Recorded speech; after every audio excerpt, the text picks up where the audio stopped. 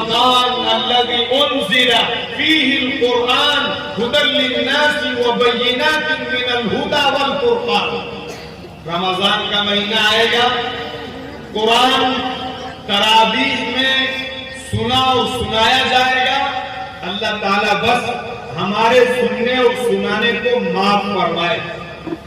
3 پارہ پڑھے جاتے ہیں، 5 پارہ پڑھے جاتے ہیں، 6 پارہ پڑھے جاتے ہیں، شبینہ کی جاتی ہے اور لوگ پیچھے ایک طرف قرآن کی تلاوت کی جا رہی ہے. مسلمان کا رویا رویا کھڑا ہو جانا چاہیے.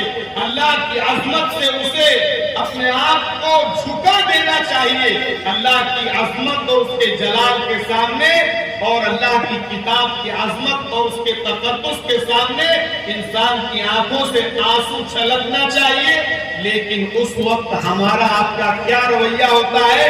آپ جب تراویح جہاں 5 پارے کی ہو رہی ہو، 10 پارے کی، 8 پارے کی، 4 پارے کی، 3 پارے کی ہو رہی ہو، آپ جا کے وہاں دیکھیے، ایک طرف اللہ کی کتاب پڑھی جا رہی ہے، دوسری طرف مسلمان پان چبا رہا ہے اور پڑیا کھا رہا ہے اور چائے پی رہا ہے اور ٹھٹھا کر رہا ہے اور موبائل چلا رہا ہے.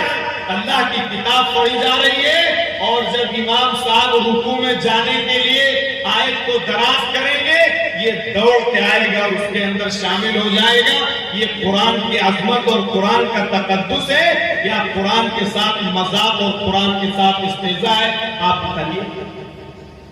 کوئی غیر اگر کچھ قرآن پر کوئی آبجیکشن کر دے اور قرآن کی توحید کی کوئی بات کر دے تو یہ مسلمان اپنا گریبان پھاڑے گا، روڈ پر اترے گا اور چیخے گا اور چلائے گا، احتجاج کرے گا. لیکن خود قرآن کے تقدس کو اپنی نگاہوں کے سامنے پامال کرتا ہے اور کرتا ہوا دیکھتا ہے، لیکن اس کی زبان پر اور اس کے دل و دماغ پر کوئی ادنا اثر نہیں پڑتا.